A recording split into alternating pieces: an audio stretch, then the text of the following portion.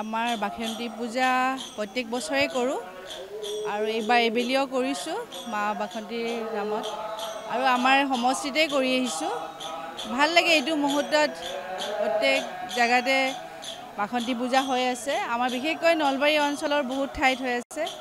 এই ভাগ পূজা আমিও কৰিবলৈ ভগৱানে আমাক সেইখিনি শক্তি দিছে।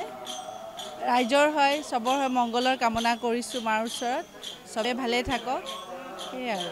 প্ৰত্যেক বছৰৰ দৰে মোৰ ঘৰত বাৰ্ষিক বাসন্তী পূজা বা দুৰ্গা পূজা হয় আৰু প্ৰতি বছৰে আমি পৰিয়ালটোৱে চেষ্টা কৰোঁ যাতে সুন্দৰভাৱে দুৰ্গা পূজা ভাগ কৰিব পাৰোঁ আৰু এইবেলিও সেইধৰণে মোৰ চানকুছিৰ বাসভৱনত হৈছে আৰু এই অঞ্চলৰ ৰাইজ বা সকলো ভক্তপ্ৰাণ ৰাইজ ইয়ালৈ আহি আশীৰ্বাদ লৈছে আৰু আশা ৰাখিছোঁ যে দেৱীৰ কৃপাত আমাৰ সকলোৰে মংগল হওক আৰু আমি সদায় বিচাৰোঁ যাতে ৰাইজক সেৱা কৰিবৰ কাৰণে দৰিদ্ৰ লোকসকলক সেৱা কৰাৰ কাৰণে ভগৱানে আমাক শক্তি দিয়ক।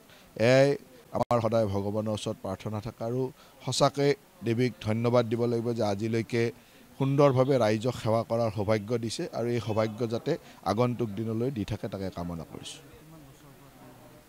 আমাৰ ঘৰৰ দুৰ্গা পূজাটো বহুত পুৰণি আৰু আমাৰ যিখন শাৰদীয় দুৰ্গা পূজা হয় সেইখনতো আহোম ৰজাৰ দিনৰ পৰাই হৈ আছে আৰু মোৰ ঘৰৰ বাসন্তী পূজাও আজি প্ৰায় 12-13 বছৰ ঘৰতে কৰোঁ।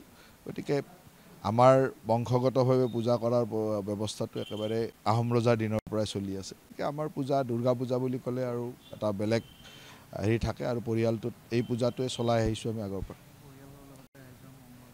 নিশ্চয় পৰিয়ালৰ লগতে ৰাইজৰ মংগলটো আমাৰ আটাইতকৈ প্ৰায়ৰিটি থাকে। পৰিয়ালৰ লোকসমূহ এই পূজা বুলি সকলোৱে গোট হয়। তাৰ লগে লগে ৰাইজৰ সেৱা কৰিবৰ কাৰণে দেৱীৰ শক্তি বা নেদেখাজনৰ শক্তিৰ প্ৰয়োজন আৰু সেই শক্তি মই ভাবোঁ যে আমি প্ৰতি বছৰে কৰা এই বাৰ্ষিক পূজাই আমাক সকলোকে পৰিয়ালৰ সকলোকে শক্তি দিয়ে যাতে ৰাইজৰ সেৱাত দৰিদ্ৰ লোকসকলৰ সেৱাত কাম কৰিব পাৰোঁ।